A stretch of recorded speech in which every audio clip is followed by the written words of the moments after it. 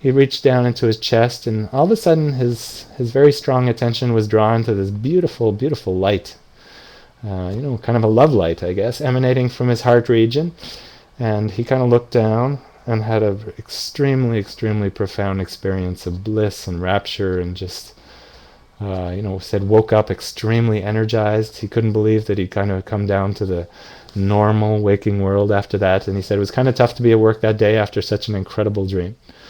But, to be honest, he said he was super grateful, and the feeling stayed with him, and he'd realized, wow, I think I've really met or discovered what true, true, true love is. And so, super powerful. And that's one example of many, and I'll just quickly say one more here. I've had the great benefits. You can read more on the website. One night I asked, what would knowing myself, my true self, be like? And I didn't really know what that word was, or that little idea was, but I'd seen it in some of the spiritual texts, and knowing yourself, know thyself, learn who you really are. So I went to sleep with that question, and all of a sudden I saw this very powerful, huge ocean with beautiful colors and waves and kind of scintillating, and I guess more real than even real waking objects, or more real than the waking ocean.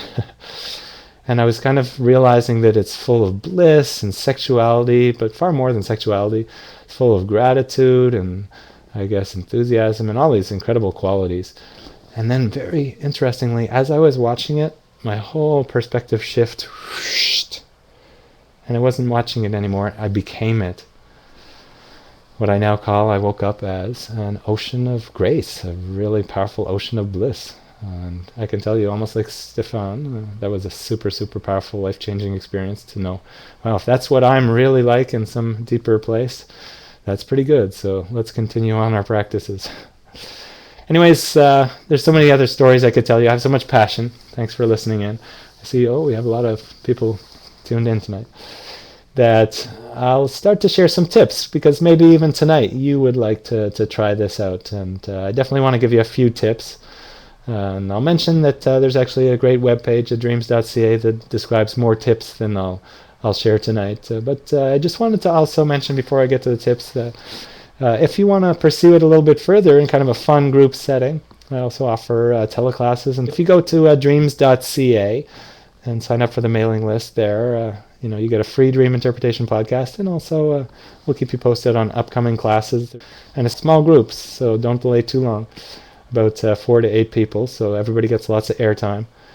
So that's some options to follow up, but a couple tips or techniques that you can try is, first off, just try to stay really clear in your dream, or I guess as you're falling asleep, not in your dream yet. You'll end up being clear in the dream, but a really light, clear mind. Perhaps what meditators call mindfulness, or presence, a really rich presence. And to do that, you might have to write down your concerns for the day, or things you have to remember for tomorrow. You might have to clear some emotional scenarios, kind of let go a little bit if you had a upsetting conversation around dinner. By the way, don't have a huge pizza at 10 p.m. With lots of MSG on it, because our diet also affects our dreams and our sleep. There are a few things here. If you want to take a note, there's a few foods that might help along here. You could actually try some little bit, keyword little, not like a whole chocolate bar, but a little bit of chocolate can help. It's got some tryptophans in there, and who knows exactly why. Probably a little caffeine, a little theobromine that kind of acts like caffeine. And that'll actually help keep your consciousness a little more awake. But don't go polishing off 2 bars, or your partner or your mother or your boss is going to kill me because he won't sleep all night. And actually, I've had a great success. Here's a special little tip just for you guys on the conference tonight, or for any of the viewers watching after. Danish butter cookies. Who knows exactly why, but I had great success a couple times just polishing off a couple rows. Now, I wouldn't go putting back 2 whole tins of Danish butter cookies, but it might be the egg whites, because they also have some interesting chemicals that turn into serotonin and maybe help with our dreams. Bottom line is, it seems to help. So you can experiment with little foods, but don't eat too much just before bedtime. So there's a couple tips. Clear mind as much as you can when you're going to sleep, and a couple little dietary. And then the most powerful tip, or I guess idea that I could give you, and this one can vary a little bit per person, so it sort of depends on your sleep habits. But try to break up your sleep. In other words, we have this whole sleep cycle that happens that I talk more about in the teleclasses, but about every 60 to 90 minutes, we're going to have this period of kind of going into deeper sleep and then coming back out into lighter stages of sleep. And usually towards the end of that is when we have the REM sleep. You probably heard about the rapid eye movements. I've had lots of visual dreams following the action of dreams. And if you start sort of having the intention to wake up a little bit before you normally get up, take a pause, stay awake for a while, and then go back into dreams kind of maybe a half hour, hour and a half later. Usually about an hour and a half of wakefulness seems to be pretty good. You actually have quite a bit of, about 4 to 5 times more chance of having a lucid dream in that little nap in the morning. Obviously you'll have to do it on a weekend day or some day when you can sleep in a little bit, but break up your sleep and take a little morning nap, and that seems to be really, really, really helpful. And then also check out the webpage, dreams.ca, that says lucid dreaming techniques, and try some of those. And then we share a few extras in the teleclasses that are special and for people who are really starting to practice it. So you can check that out. And I think we're getting, we have still a little bit of time. Let's see what we got. Somebody here wants me to mention what the proof was. Okay. So the proof of lucid dreaming. The science proof, because I guess as a physicist I found it kind of hard to believe originally that I could be awake in a dream, and maybe people on the call tonight haven't experienced it. Maybe you can just tweet on the chat list if you've ever had a lucid dream, and maybe your most recent one, how long ago was it? That'd be interesting. But in this case, if you've never had one, it can be a bit of an oxymoron. How can you be awake while you're asleep? Well, I guess Keith Hearn in England and Dr. LaBerge at Stanford, who I worked alongside, and many others. I did it myself in the Stanford Dream Lab and also in the Montreal Sacré-Cœur Dream and Nightmare Lab. Decided on a pretty interesting experiment. So I'm going to press pause there and kind of go back. It seems like Dr. LaBerge had a little bit of a special scenario because his supervisor for his thesis was William Dement, who some of you may know if you're following dream research, but he was one of the discoverers of REM sleep, where they saw babies' eyes moving around under their eyelids originally, a few different researchers, but William Dement was there, and they saw that, and they started recording different patterns and putting electrodes on the eyes, and then they saw this one strange dreamer where the eye movements went left and right. I think it was 21 times, or 18 or 21, and don't quote me, but many times left, right, really clearly. So they woke up the person and said, "Hey, what's going on?" And the dreamer said, "Wow, that's funny, you woke me up. I was just watching a ping pong match." So pretty unusual that they saw this eye movements and the person was just watching a ping pong match in their dream. So the hypothesis, the idea, because nobody had really proved it or nobody knew otherwise, maybe, the thought was, maybe our eyes are actually following the dream action in the dream, because most of the muscles are turned off when we're sleeping, or mostly turned off. But if the eyes are following the dream action, Stephen had the great idea, and so did Keith Hearn in Liverpool University in England, and many others like myself after. What if I follow my dream finger left and right 3 times, take a pause, and follow it left, right? In my dream, I follow my dream finger left and right 3 times, pause, or some type of signal that's extremely rare to randomly happen, just like that. And then you'll watch the eyes on my sleeping body and see, did they go left, right 3 times? In a very specific pattern. And if they do, then you'll know, you'll have a scientific proof, physiologically monitored, that I'm asleep. You can prove that by muscle tonus and a few other factors. You'll know for sure I'm asleep, and from the signal in the eyes, you'll know that I'm conscious in a dream. And that proof broke open a whole bunch of research. So that's the proof. Thanks for staying interested. I think we got to most of the points I wanted to touch tonight. I can talk a little bit about dream recall if people want a few tips, but there's a whole page on the website. I will just mention really quickly. Try to keep your physical senses really low as you wake up. If you can avoid waking up to an alarm, set your alarm when you have to get up, and then set a body clock or an intention a little before.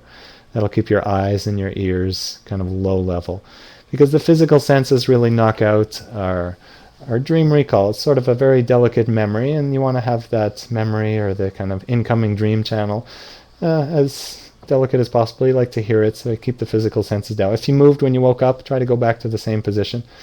You can actually even, I don't know if you guys can see that, you can actually even on the dreams.ca website pick up dream pens.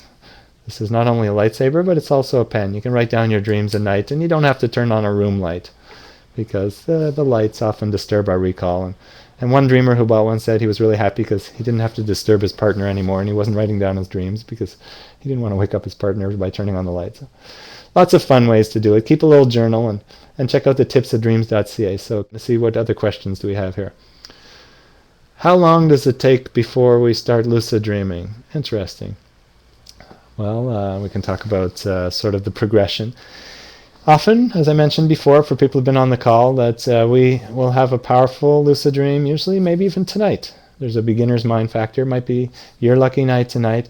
Just kind of go to bed really playful, sort of thinking, hey, maybe tonight or sometime soon I'll have that super fun experience of becoming conscious in my own virtual reality, in this dream world. Maybe I'll be able to connect with other people I know in waking life. But kind of get excited and be playful, but without trying too hard. And that's about the best technique. And then probably, some people usually take a couple weeks to a month if they're practicing a bit regularly. If you have a busy work schedule, it might not be the best time. But usually after maybe a month of focus, you might start having a little more success, especially if you're trying the techniques mentioned on the website, or if you're taking the class, that'll help. And if you're, let's say, a pretty good dream recaller, if you have great dream recall, you might go a little faster. So usually kind of have to get the doorway open of dream recall first. If you don't have too many dreams, you could still have a lucid dream, like one of the students that came to the teleclasses. In the whole course, she only had one about 3-second dream, but it was a lucid dream. So, don't give up hope if you're not having success right away. I'd say just kind of stay with it like a new skill, kind of learning guitar, figure skating. And get excited. Try something like skill rehearsal. For example, the German Olympic ski team actually practices aerial maneuvers in their dreams before they try them out in physical life. There's a sports application for you, for the athletes. And they got pretty excited. Wow, I could actually maybe win a medal, or I could maybe not hurt myself because I tried a maneuver that was too dangerous, because they tried it in their dreams beforehand, kind of as a proving grounds. And I think by getting excited, that actually sped it up for them to be able to learn too. So excitement, playfulness, and not trying too hard. Just because there's a kind of hidden belief when you try too hard that this is something hard and limiting and I can't do it, etc. So just kind of playful and light. See what other questions we have here. Can you see things that you've never seen before in dreams? Like clothing. Huh. I'm guessing that it means can you see designs for new clothing? Maybe we have a clothing designer here. Yeah, you can certainly get creative designs. You can kind of suggest to the dream, hey, bring me a great new idea for clothing, or a new creative inspiration. Maybe it was typed incorrectly, and you mean, can you see through clothing? And yes, that's definitely an application you could try in dreams. You could have X-rated dreams if you want to go and meet, let's say, your dream partner and have a romantic interlude. Some people choose that.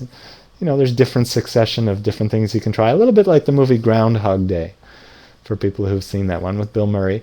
There's lots of things you can try, and after a while you realize there's certain things that'll fulfill you more than others. But hey, you know what? Try what you're passionate about, and just don't spook yourself or scare yourself or do anything you'd be too ashamed of in waking life. But yeah, explore, break your own boundaries. That's kind of what it's for. Let's see what other questions we got. All right. Skill rehearsal. Oh, people like that. They want to try something more. Well, I can give you an example from my life. This is true. Not too many people know about me, that I was blessed to be the top 200-meter breaststroker in Canada for age group 11-12. I was a great little breaststroke swimmer. And I was often practicing my skills in dreams, how to do flip turns, or I guess in this case sort of touch turns, how to do underwater pulls, and how to practice the actual stroke, and also the mental psychology of it. Actually, I recently spoke with Alexander Bilodeau, who you might have known won the first Olympic gold medal for Canada.